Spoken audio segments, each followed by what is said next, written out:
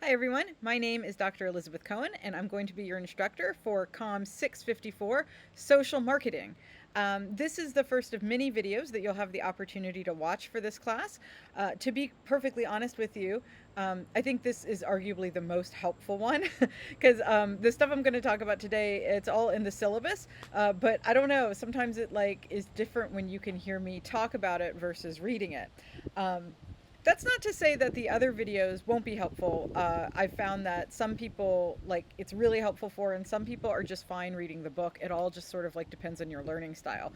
But this is the general format of the class. It's kind of like you go on eCampus, you look to see what sort of assignments there are, which I'll talk to you about in a second. And if you feel like you need a little extra explanation on how to do the assignments, you can purchase a textbook, which is this one right here. Isn't it beautiful and pink? You know, they did this in honor of the Barbie movie. No, I'm just kidding. Actually, it's this is actually now an old edition. There's a new edition that just came out. However, I have not had time to update my materials to match it. So hopefully you can get this one a little cheaper, and you can also probably rent it or get it as an ebook, maybe, especially because they're still doing that transition. And the new edition isn't pink, which is kind of a shame because what a great color for a textbook, you know. Anyway, the book is really good. I'm sure the new edition is great too, but I'm sure it does cost more money. So I really, required whatever. Yeah, the textbook's required, but how am I going to know if you get it or not? I just think it's a great resource.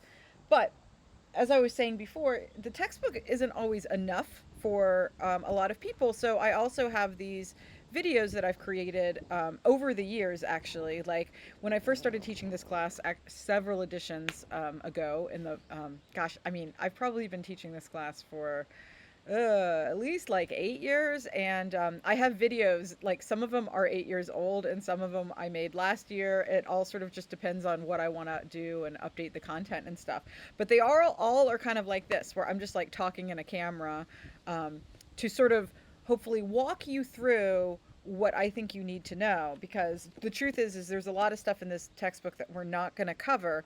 So I call them summary lectures, because what I'm trying to do is just summarize the important information that I think you need to know in order to complete your assignments each week. So anyway, but that's pretty much the class. It's like every week you are going to get a module, and it's going to have this summary lecture, which you can watch or not. It's going to have readings that you need to do, and then some sort of assignment. But let's just talk about what this class is and what the assignments are all building up to. So I guess I probably should have led with this. The most important thing you should probably know is that this is a social marketing class. But notice what word is not in here. This isn't a social media marketing class. A lot of people sign up for this class thinking that it's going to be about social media. And that is even more confused, or another thing that sort of confuses people is that what I do for a profession, the type of professor I am, is I'm a media psychologist. So I predominantly do research and teaching on things related to the media. So I study the psychological effects of using or consuming entertainment media, and persuasion by different types of media and campaigns and stuff like that. So this class is actually, it is tangentially related to the media, but the word social in it is what normally throws people off. And what social marketing is it's actually a subdiscipline that predates what we would think of as social media today. Social marketing is a very specific type of marketing. So if you think about marketing as, okay, if somebody's marketing something, they're trying to sell something, right? So traditional marketing, if you got a degree in marketing, you'd probably be trying to sell products or maybe brand certain types of products, you know, Twitter is, well, it's not Twitter anymore, it's X, right? It's going through a rebranding, and that's sort of a marketing, that's an issue in marketing because, you know, whatever, it wants to make money. That's actually an important point. So the social media platform wants to make money. Social marketing is, and you can read more about this in your textbook. Social marketing was sort of the social marketing arose out of sort of the understanding that in the same way that we can um, look at different types of procedures to try to sell a product, we could use the same sort of techniques to sell behaviors, to influence social um, to influence social perception and social behaviors in order to improve people's health or to help the environment or just sort of create some sort of positive pro social change. Uh, I tend to think about social marketing as being predominantly a public health issue. The idea is there's a whole sort of understanding about how to influence people in order to persuade them to buy something, but social marketing says, well, what if we could use some of the same principles and persuade people to stop smoking or eat better or go get some sort of cancer screening. But again, it doesn't have to necessarily be a public health issue. It could also be something that is, uh, meant to benefit other people or a community or the environment. So, encouraging people to recycle, those types of things would all be the perfect sort of topic for a social marketing campaign. And actually, again, just trying to help you understand what you've signed up for in case you want to drop it. Not that I want anybody to drop it, but I also don't want anybody in here being like, where is all the social media lessons? Because we're really not going to talk about media that much at all. Um, what I think another sort of defining feature is marketing is all about profit. It's all about like trying to make money on something. Social marketing is usually not for profit. It's not about making money. It's about helping improve people's lives. But because this is a campaign class, right? Or in honestly, social marketing is a campaign issue. This also isn't something that like you would think about as being able to help. Like this is oh, I'm sorry. I have animals everywhere, but animals need to be quiet. Shh. Um, Social marketing isn't the type of thing that you would use to, let's say, get your children to clean their rooms. I mean, I'm not saying that some of those principles couldn't work, but social marketing is supposed to be on a grand scale. So, social marketing campaigns are the types of things that people would want to do to influence thousands or millions of people, not just a few. Sometimes when people develop projects for this class, they will focus on a smaller subset of society. Like they would focus on a school district that they want to target in order to get them to perform some sort of behavior. Maybe, I don't know, like they want all the children in the school district to, I, I don't know. Gosh, I'm trying to think of some of the campaigns right now. What did they want to do? So, or maybe something about like lunchtime behaviors or something like that. Or maybe they want to focus on all the parents in the school district and like sort of like try to get them to be more engaged with students' homework or something like that. Those types of things could be social marketing too. But when you think about social marketing, think about a big campaign targeted at people's health and wellness. And there's more to it than that. That's why we have a whole class. So I don't want to oversimplify it, but I just really want you to make sure that you know that you're not in a social media class. So I'm sorry. It's one of my roosters. Animals everywhere. The roosters and the dogs will normally not be in the videos. Normally, there are some exceptions, I think. Okay, so the way this class is structured, now that you know what social marketing is, sort of, is like I said, it's all about social marketing campaigns, and what you're going to be doing for this class is going step by step. The procedures that you would go through if you were developing a social marketing campaign. You are essentially going to be developing a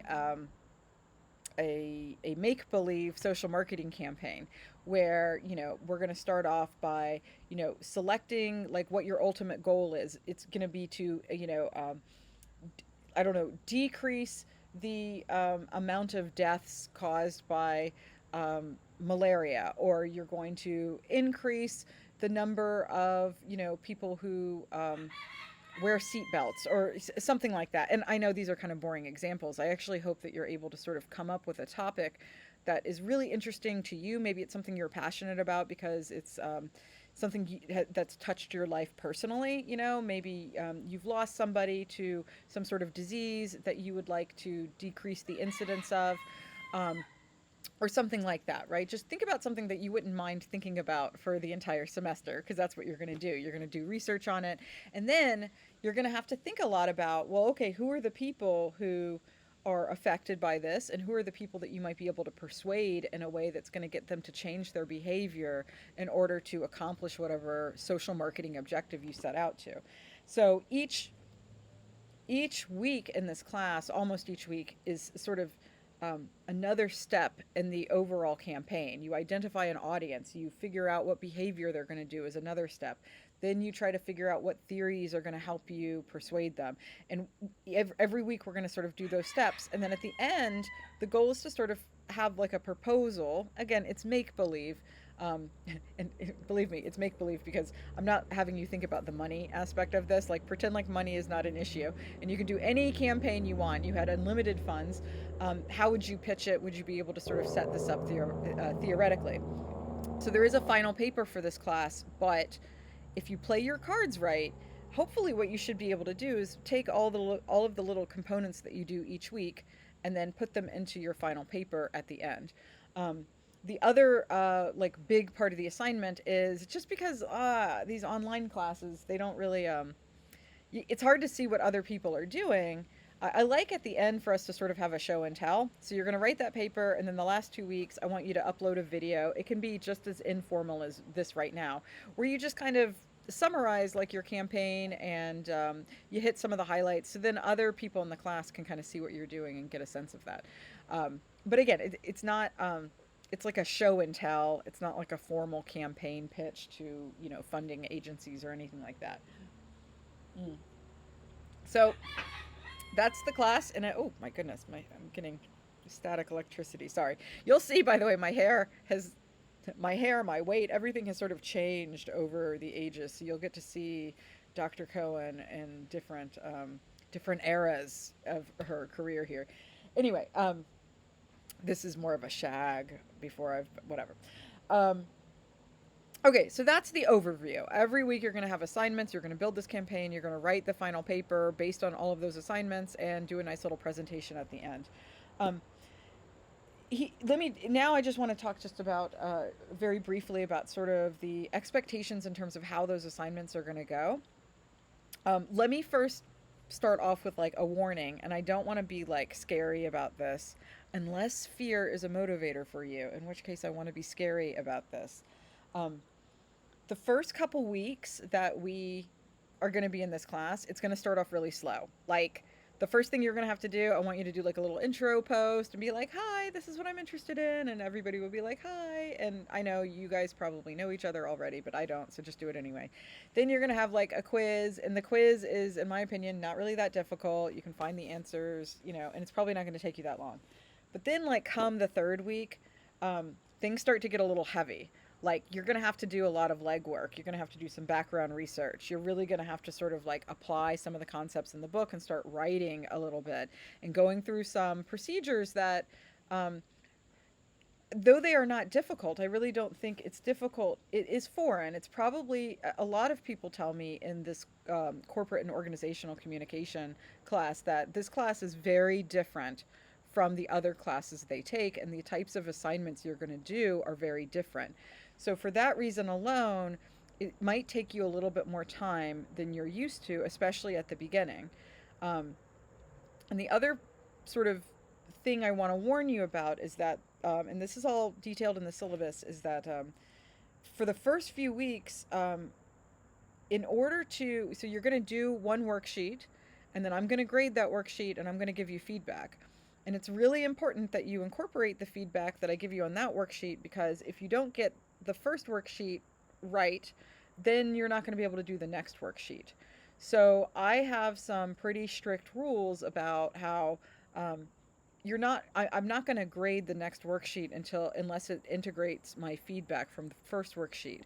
And there's a very good reason for that, which is that if the social marketing process is sequential. You can't go on to, you can't like talk about the next step until you have that first step. For instance, the most one of the most important things is figuring out who your audience is, and you can't really understand what you want them to do until you know who they are. So it's got to go in this particular order. Um, and this again can be very different than how a lot of the other classes you've taken operate, where maybe one week isn't really connected to the other. So if you kind of like, I don't know, have a bad week and don't really, I don't know, you're like not on your game one week and it doesn't work out for that assignment, it doesn't really matter, you can just pick it up the next week and you'll be fine. This class doesn't always work like that. There are some weeks that it will work like that, but especially towards the beginning, it's not going to work like that. So this is all a really long way of saying, um, you really need to be prepared. Again, okay, two things. The first thing, it's going to start off slow, but don't let that fool you. I don't want you to be surprised when, like it starts off slow, but then in the third week you have like, a lot of work to do, or a lot more work to do. I do space out, like I have made some of that available. So if you want to get a jump start, for instance, on your first worksheet, you can go ahead and do that ahead of time to give yourself more space. If you don't, that's fine. But again, I just don't want it to like surprise you.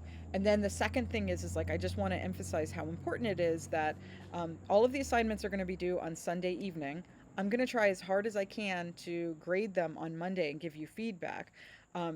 But if I don't approve the worksheet that you turned in, and you can still get a grade, by the way. I'm not going to flunk you, not for doing it perfectly. That's not the point. This is a process. I expect you to learn, but in order to, like I don't expect you to do everything perfect, but I do expect you to learn from the feedback that I give you, and sometimes that might require, a little time early in the week of you looking to see what you need to do so that I can say, okay, yes, you didn't get it right the first time, you got it right the second time, and then you can move on to the next worksheet. To be honest with you, I don't feel like I'm explaining this 100% as well as I would like to, and I'm sorry about that, but check out the syllabus and you'll see what I mean. And even if it's all not coming together in terms of what this whole process looks like, I will keep posting announcements and things like that to try to give you a better idea of how this is going to work. But yeah, I guess the long and the short of it is each week you're going to want to just look at my feedback, incorporate it before you can move on to the next worksheet. And actually, this is a great sort of spot to end on. Um, I really don't like teaching online classes. I mean, it's convenient, just like it's convenient for you. I like it because of that reason. And look, I can use, videos that I made years ago if I thought the video was good. So it's like, it really works out for me. And I like that you can sort of do things on your own time and whatever. It just gives people a lot of flexibility, and that's great. But it really sucks in terms of like us exchanging feedback and me being able to tell if you understand things and whatnot. And sometimes it can take a lot more time because, I can give you feedback on an assignment and it's not really clear if you might not be clear about what my feedback is either because, it's hard to write these things. And so for that reason, I really encourage you, if it would help for us to, oh, goodness gracious, use the old fashioned telephone to actually communicate sometimes, I really would appreciate the opportunity to, like, some to clarify things or walk through things and help you in a more synchronous way as opposed to us like always having to go back and forth with email and stuff. Just ask me for a time to talk about things. I might do that with you. In fact, I would say, with at least half of my students, we end up having like one telephone call during the semester just because it's like easier to just like figure things out. Like if you just don't understand what's going on in a worksheet, I can just be like, here, let's get on the phone for 5 minutes and I'll just like talk you through it and whatever. So I might ask that from you, and I hope that if you want to get in touch with me, you will feel comfortable asking it of me. I have office hours. I hate office hours because it doesn't make sense to me because it's like, well, what if everybody wants to come to the office hours? Then people have to wait. I highly recommend that you just reach out to me and set up an appointment. I work a lot, but my schedule is very flexible, so I can really, I can hopefully usually work around your schedule, except on the weekends. I really try to reach out to me before the weekend. I'm try to be a little bit protective of my time then. But yeah, I think that's really it. So welcome to the class. The first thing. The first thing that you need to do is go on the discussion board and introduce yourself to me, and then I'll pitch some initial ideas that you might want to focus on for your social marketing campaign that you're going to do this semester, and we'll take it from there. But I'm looking forward to this semester. I thank you in advance for your participation and patience with me while I'm like grading and doing all this stuff. We have a little bit more people in the class that I've had in a long time, which is like a blessing and a curse. But again, just be patient and God, that's such a horrible way to end. Just be patient. It's all going to be fine. No, no, no. Sorry. I'm going to end on a better way. I'm really looking forward to having you in this class. I really enjoy seeing all of the creative social marketing projects and learning all about the different topics that every student brings to this class. And I know this semester will be no exception. So please don't be a stranger if I can help in any way walk you through the course. So goodbye. See you soon on eCampus. Bye.